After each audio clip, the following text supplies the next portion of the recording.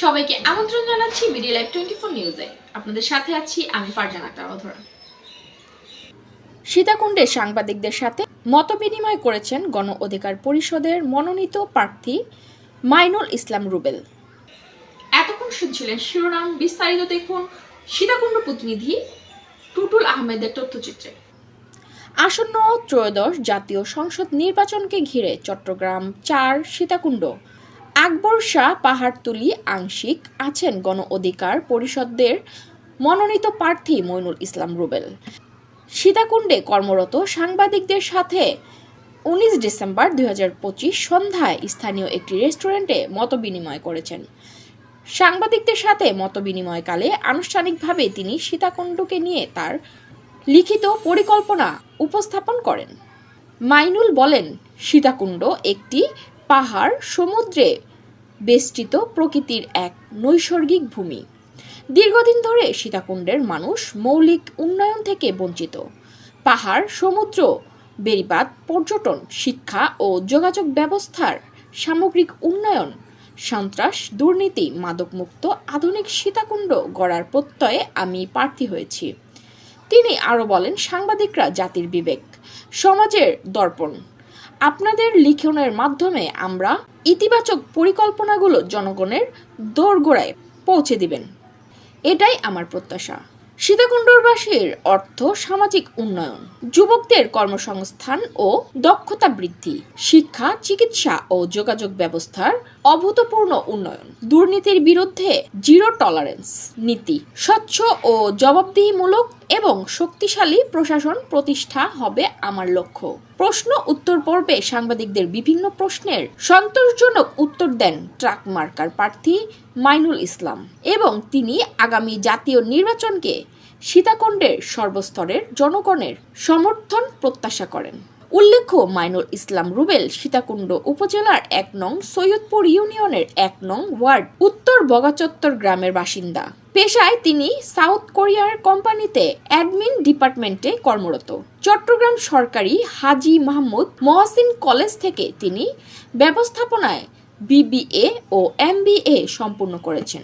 ২০১৮ সালের ইতিপূর্বে ঐতিহাসিক কোটা সংস্কার আন্দোলনে যুগ্ম আহ্বায়ক, উত্তর জেলা ছাত্র অধিকার পরিষদের সভাপতি দায়িত্ব পালন করেছেন।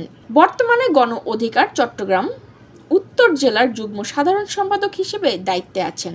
চট্টগ্রাম উত্তর জেলা ছাত্র অধিকার পরিষদের সভাপতি রবিউল হাসান তানজিমের সঞ্চালনায় অনুষ্ঠানে সভাপতিত্ব করেন উত্তর জেলা গণ অধিকার পরিষদের সাধারণ সম্পাদক হাসান তারেক। এ সময় প্রধান অতিথি হিসেবে উপস্থিত হয়ে গণ অধিকার পরিষদের প্রার্থী ঘোষণা ও পরিচয় করিয়ে দেন কেন্দ্রীয় কমিটির উচ্চতর পরিষদের সদস্য জসিম উদ্দিন।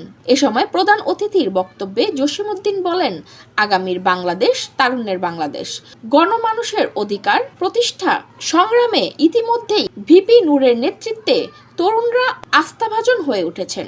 সীতাকুণ্ডবাসীর কাঙ্ক্ষিত উন্নয়ন আগামী নির্বাচনে গণ অধিকার পরিষদের প্রার্থী মাইনুল ইসলাম রুবেলকে ট্রাক মার্কায় ভোট দিয়ে সীতাকুণ্ডকে আগামীর সমৃদ্ধ ও টেকসই শিল্পনগরী হিসেবে গড়ে তুলতে ভূমিকা রাখবে, এটাই প্রত্যাশা। আসলে আমাদের এই অনেক রক্তক্ষরণ হয়েছে। গতকাল আমরা গণ অধিকার পরিষদের চট্টগ্রাম জেলার দিকে তাৎক্ষণিক বিক্ষোভ মিছিল করছিলাম গতকাল রাতে মৃত্যুর খবর পাওয়ার পরে। সীতাকুণ্ড কেন্দ্রিক আমাদের চিন্তাভাবনা আছে মিছিল করার, সেটা পরবর্তী সময় আপনাদেরকে জানিয়ে দিতে হবে। তো সরকার এবং নির্বাচন কমিশন নিয়ে যেটা বলবো সেটা হচ্ছে, বর্তমান স্বরাষ্ট্র মন্ত্রণালয়ের যে মেরুদণ্ডহীন যে অবস্থা আমরা দেখতেছি, বিশেষ করে উনি দায়িত্ব পাওয়ার পর থেকে, এবং এই যে একজন প্রার্থীকে মেরে ফেলছে এবং শুটার খুব কোনো ধরনের কোনো প্রতিবন্ধকতা ছাড়া পার্শ্ববর্তী দেশ ভারতে পালাই গেছে। আসলে এই ডিজিটাল যুগে এসেও মানে এটা ইন্ডিয়াতে পাওয়া গেছে, এটাতে আসলে খুব প্রশাসন স্থায়ী হয়তো বা সম্ভব ছিল, কিন্তু আমি মনে করি এখানে প্রশাসনের দুর্বলতা আছে। দ্বিতীয়ত হচ্ছে যে বর্তমান যে প্রার্থীদের যে নিরাপত্তার বিষয়ে প্রশ্নবিদ্ধ প্রশ্ন দাঁড়িয়েছে যে আমরা প্রার্থীরা আসলে কতটুকু নিরাপদ। বিশেষ করে আমরা যারা স্বৈরাচারের বিরুদ্ধে দীর্ঘ সময় আন্দোলন সংগ্রাম করছি, তারা আসলে অনেকের টার্গেট। তো আমাদেরকে আসলে টার্গেট করে মূলত এই যে হামলাগুলো চালানো হচ্ছে। তো আমাদের মনে হচ্ছে যে আগামী নির্বাচনকে সুষ্ঠুভাবে না হওয়ার জন্য পতিত স্বৈরাচার ভাবে বিভিন্ন সোগাগুপ্ত হামলার আশঙ্কা আমরা করতেছি। তো আমরা প্রশাসনের কাছে আমাদের আহ্বান থাকবে যে আমরা যারা প্রার্থী আছি বিভিন্ন আসনে বিভিন্ন দলের আমাদের নিরাপত্তা নিশ্চিত করতে হবে। দ্বিতীয়ত হচ্ছে যে এই স্বরাষ্ট্রমন্ত্রীকে পদত্যাগ দাবি করতেছি। কারণ হচ্ছে যে আমরা ইতিমধ্যে ওনার কার্যক্রম দেখে বুঝতেছি যে আগামী নির্বাচন ওনার অধীনে যে প্রশাসন উনি আসলে সেটা কন্ট্রোল হয়তো করতে পারবে না। দ্বিতীয়ত হচ্ছে যে বর্তমানে যে র্যাবের ট্রেনিং পিরিয়ড সেটা আসলে কতটুকু নিশ্চিত হয়েছে সবার জন্য সেটাও প্রশ্ন থেকে যায়। তা আমরা আসলে কতটুকু নির্ভয়ে কাজ করতে পারতেছি এবং প্রত্যেকটা দলের মত বাদ দিয়ে চাঁদাবাদের যে বিষয়টা আমরা দেখতে পাচ্ছি, আমি কোনো দলের নাম মেনশন করবো না, চাঁদাবাদ এবং মাদক মুক্ত করে সীতাকুণ্ডকে আমি একটা শান্তিপ্রিয় শহরে পরিণত করবো ইনশাআল্লাহ। দারিদ্র বিমোচন ও সামাজিক নিরাপত্তা, প্রান্তিক পর্যায়ে যে হতদরিদ্র প্রান্তিক কৃষক, গরিব জনগোষ্ঠীও যাদের ভাতার প্রয়োজন ও প্রয়োজনীয় আর্থিক সহায়তা প্রয়োজন, যারা হতদরিদ্র যাদের কোনো আর্থিক ইনকাম সোর্স নাই, তাদের পাশে থাকার চেষ্টা করব।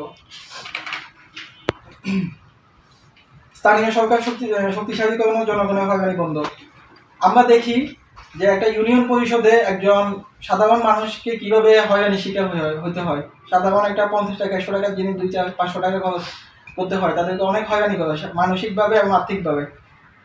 একজন গ্রাম্য পুলিশও মানে সচিবের মতো আচরণ করে।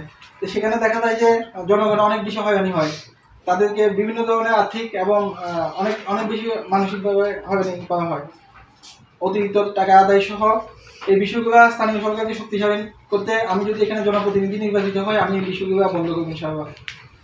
জবাবদিহিমূলক প্রশাসন প্রতিষ্ঠা, ওয়ার্ড ইউনিয়ন উপজেলা পর্যন্ত স্বচ্ছ পরিষদ নিশ্চিত করব ও জবাবদিহিমূলক প্রশাসন তৈরি করব। আমাদের যে ওয়ার্ডের একজন মেম্বার, ইউনিয়ন এবং থানাতে যারা দায়িত্বশীল আছে প্রত্যেককে জবাবদিহিমূলক আচরণ করতে হবে। আমার বেকার যুবকদের কর্মসংস্থান ও স্থানীয়দের অগ্রাধিকার। আপনারা জানেন সীতাকুণ্ড একটা শিল্পাঞ্চল এলাকা, এখানে অনেকগুলো কোম্পানি, দেশি বিদেশি কোম্পানি এখানে আছে।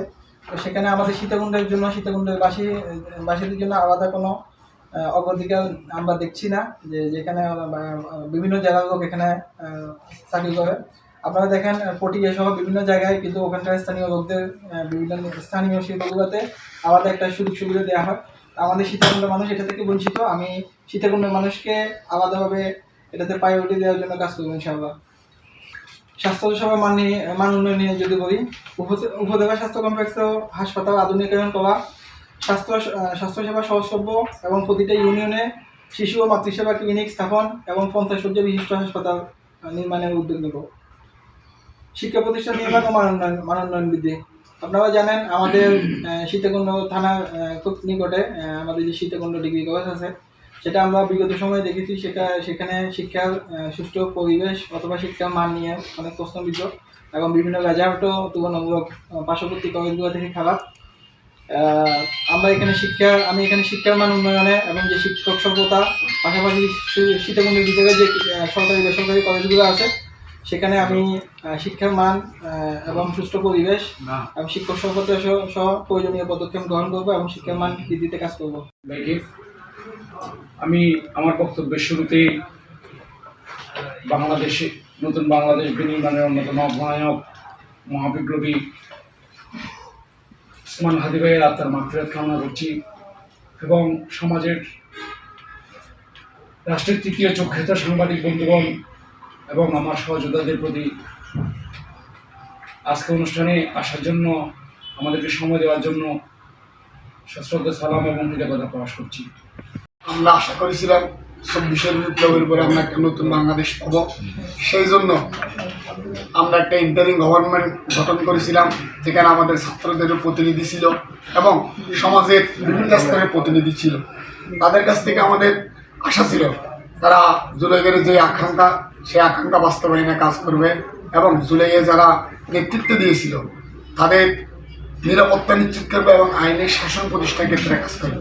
কিন্তু দুঃখজনক হলে সত্য এখন বর্তমান ইন্টারিম গভর্নমেন্ট যে ওসমান হাদির মতো একজন বিপ্লবীকে খুন করার পরে ভারত চলে গেলে কয়েকদিন পরে, কিন্তু ভারত চলে যাওয়ার পরেই স্বরাষ্ট্র মন্ত্রণালয় থেকে ঘোষণা দেওয়া হলো এত হাজার টাকা পুরস্কার, 1 লক্ষ টাকা পুরস্কার দেওয়া হবে তাকে ধরিয়ে দিয়ে। আমাদের নিউজগুলো যদি ভালো লেগে থাকে অবশ্যই আমাদের চ্যানেলটি সাবস্ক্রাইব করে এবং ফেসবুক পেজটি ফলো করে আমাদের সাথেই থাকবেন।